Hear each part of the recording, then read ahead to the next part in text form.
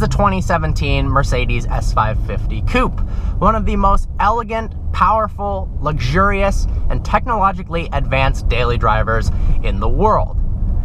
But it starts at a base price of $26,000 more than the sedan, offers less practicality, and there's not as many options that you can have on the vehicle. So why does the Coupe cost so much more? One, you can only get the S550 Coupe with 4MATIC all-wheel drive. On the sedan, that's an option, so tacking on all-wheel drive adds an extra few $1,000s over the $97,000 base price. Another thing, the sports appearance package. On the sedan, the $5,900 option adds a much better looking front fascia as well as better looking wheels. On this, there is no such option, it just looks good all the time. Another thing is economies of scale. They make a lot more sedans than they do coupes. That means they're able to get the parts for cheaper for the sedans because of mass manufacturing and thus lower the price. It's also a more competitive market. This is a very niche vehicle, a basically fifth or sixth vehicle in somebody's fleet, a two-door luxury coupe that basically has no room in the rear. We've also got options that the sedan doesn't offer. Have you ever wanted crystals in your headlights? Well, other than the Lykan Hypersport, you can now do that in the S550 Coupe. You can have Swarovski crystals in your front headlights for $1,800. You have 34 different crystals for the daytime running lights and 60 for your turn signals. So every Mother's Day or Valentine's Day, you can take one of the crystals out and give it to your girlfriend or your mom, and that way you can save a bit of that $1,800 back.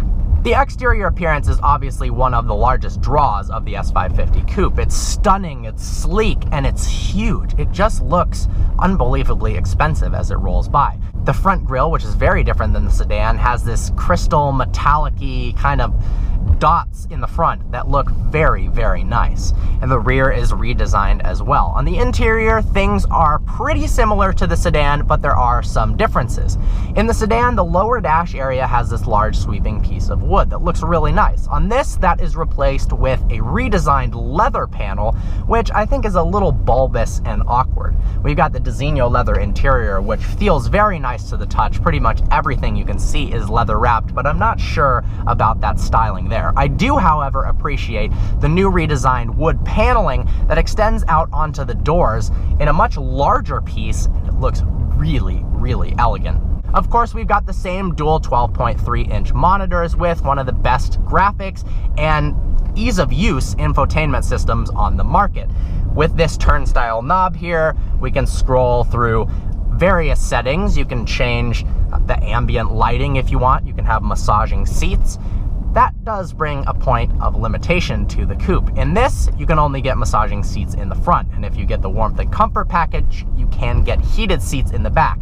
But the sedan, you have so many more options. You can get reclining, heated and cooled massaging seats in the rear. You can get rear infotainment screens, which you can't get in this, and a host of others. You really do lose almost all of the luxurious features in the rear that you had in the sedan. The legroom is terrible, the headroom is terrible, and you can only sit 4 people instead of 5. But because the wheelbase has been shortened to 115.9 inches, almost 9 inches shorter than the sedan, the driving dynamics are a lot better. It feels completely different driving the Coupe than the sedan. It almost feels like a larger, more luxurious C63 than it does an S-Class. It feels smaller around you. It's obviously a big vehicle and the interior is spacious, but in terms of the driving dynamics, you can really feel where to place this on the road. The turning radius is also much better and it feels more nimble. We've got the same 7-speed automatic, which is pretty slow to respond, but when you mash the pedal, there's a little delay and all that torque surges you forward in such a powerful manner. You also have more exhaust note intruding into the cabin as compared to the sedan. They're powered by the same engine, a 4.7-liter twin turbocharged V8, making 449 horsepower and 516 pound-feet of torque. That is a lot, but even still, that's actually underrated. I really like the S550 Coupe. Why would you buy this? Well, that's a tough question because it's such an interesting market that there's no really good answer. If you're a Mercedes enthusiast and you love the way it looks, you're looking for something that's luxurious and has a lot of technology, this is a fantastic option. The main caveat being, you really can't have people in the back. people do fit, but it's not a comfortable experience. And actually crawling back there is pretty difficult. I'm actually very pleased with how it drives. It handles much better than I was thinking. And even though it comes standard in all-wheel drive, which means you cannot get Mercedes Magic Body Control, which monitors the road ahead and adjusts the suspension in anticipation of harsh bumps coming up, and it also limits body roll.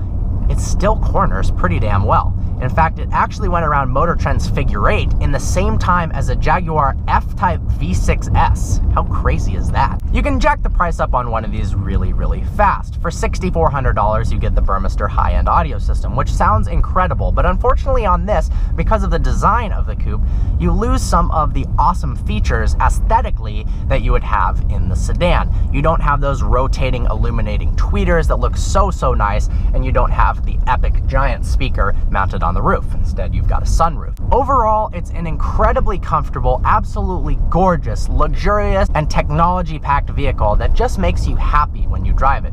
The S-Class is all about making things easy. The steering is light. You feel like you're at a spa almost, getting a massage all the time. Of course, you've got massaging seats that have various settings ranging from activating massage to hot stone massage.